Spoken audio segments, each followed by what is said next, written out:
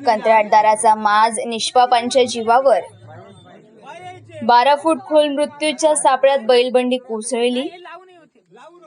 2 शेतकरी गंभीर तर बैल ठार.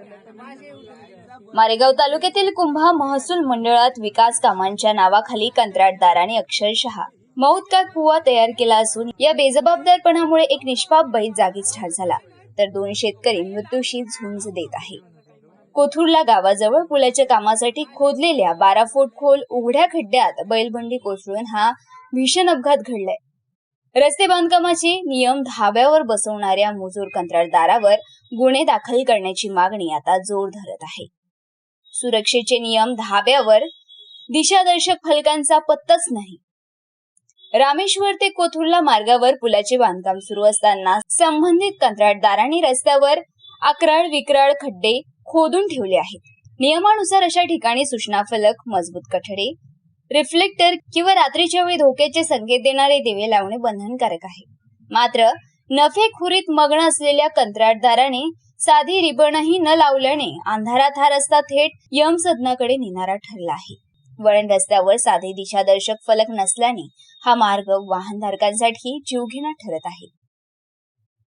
अंधारात काळ बनून आला तो खड्डा. मंगळवारी 14 एप्रिल रोजी रात्री 8 वाजेच्या सुमारास रामेश्वर येथील शेतकरी संदीप चहाणकर, महादेव बोंडे व प्रसाद झाडे हे बैलबंडीने कोथुर्ला येथे गहू देण्यासाठी जात होते. रस्त्यावर कोणताही धोक्याचा इशारा नसल्याने काळोख्यात त्यांची बैलबंडी थेट 12 फूट खोल खड्ड्यात कोसळली.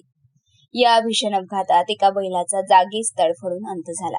बैलबंडीचेही मोठे नुकसान झाले आहे. शेतकऱ्यांची प्रकृती चिंताजनक, प्रशासन ढिम्म.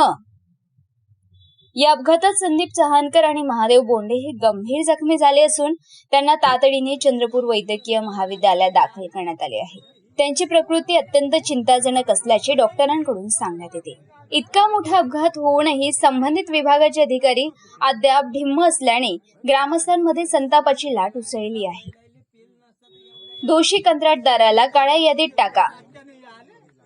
विकास कामांच्या नावाखाली कंत्राटदार लोकांच्या जीवाशी खेळण्याचा परवाना घेऊन आले आहे का, असा सवाल कुंभा परिसरातील नागरिक विचारत आहे.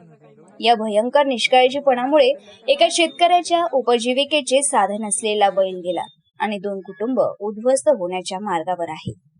या प्रकरणातील दोषी कंत्राटदारावर सदोष मनुष्यवधाचा गुन्हा दाखल करावा आणि त्याला कायमस्वरूपी काळ्या यादीत टाकून पीडित शेतकऱ्यांना तातडीने आर्थिक नुकसान भरपाई द्यावी, अशी मागणी आता जोर धरत आहे. मारेगाव वार्ता सचिन मिश्रा, मारेगाव, यवतमाळ.